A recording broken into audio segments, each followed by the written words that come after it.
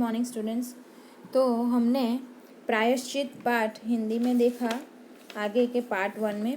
अब पार्ट 2 में देखेंगे लास्ट 2 पैराग्राफ। ठीक है, तो क्या हो रहा था आगे कि इतना सामान मांग रहा था पंडित और कह रहा था कि उन्होंने रामू की माँ को कहा कि एक तरफ तो बहू के लिए न रखे और दूसरी तरफ तुम्हारे जिम्मे थोड़ा सा खर्च है।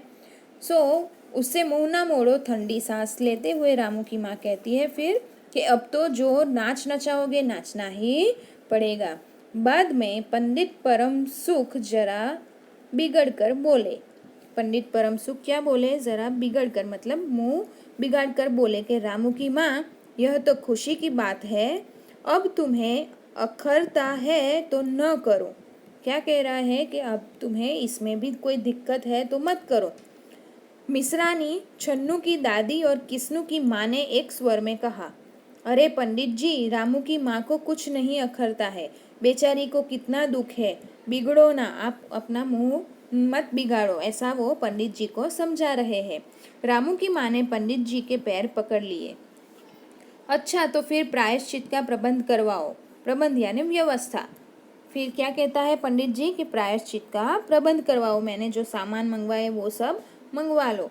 रामू की माँ 11 तोला सोना निकालो। क्या कह रहा है कि रामू की माँ 11 तोला सोना निकालो, मैं उसकी बिल्ली बनवा लूँ, 2 घंटे में बनवा कर घर लौटूंगा।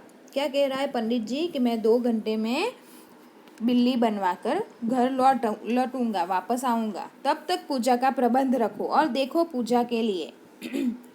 पंडित जी की बात खत्म भी न हुई थी कि मेहरी हांफती हुई कमरे में घुस आई। क्या? तो पंडित जी की बात अभी तक खत्म नहीं हुई थी, तब तक तो मेहरी हांफती हुई कमरे में घुस आई और सब लोग चौंक पड़े। क्या? सब लोग चौंक गए। रामू की माँ ने घबरा कर पूछा, अरे क्या हुआ री? क्या पूछा रामू की माँ ने घबरा कर? अरे क्या हुआ री? मेहरी ने लड़खड़ाते हुए स्वर में कहा, माँ जी, बिल्ली तो उठकर भाग गई। क्या कह रही है? मेहरी ने लड़खड़ाते हुए स्वर में कहा कि माँ जी, बिल्ली तो उठकर भाग गई है। तो बच्चों, इस पाठ में यही अंत है कि मेहरी हांफते हुए कमरे में घुसती आती है और बताती है कि बिल्ली तो उठकर भाग गई। तो प्रायश्चित पाठ में उसके इस कहानी के भगवती चरण वर्मा ने इस कहानी को लिखा है और इस कहानी में उन्होंने बताया है कि अंधविश्वास और कर्मकांड के खोखलेपन का बोध इसी कहानी से हमें मिलेगा, प्राप्त होगा। अंधविश्वासियों पर व्यंग किया है या एवं कटाक्ष किया है। किसने? भगवती चरण वर्मा ने जब ये कहानी लिखी तब तो अंधविश्वासियों पर व्यंग किया है यानी कि कटाक्ष किया है। धार्मिक कर्म कांडों के नाम पर धूल झोंकने वाले जो पाखंडियों होते हैं उससे हमें सावधान रहने की बात इस कहानी के दौरान बताई है। व्यंग्यात्मक लेखन एवं हास्य रस से परिचित हमें करवाया है।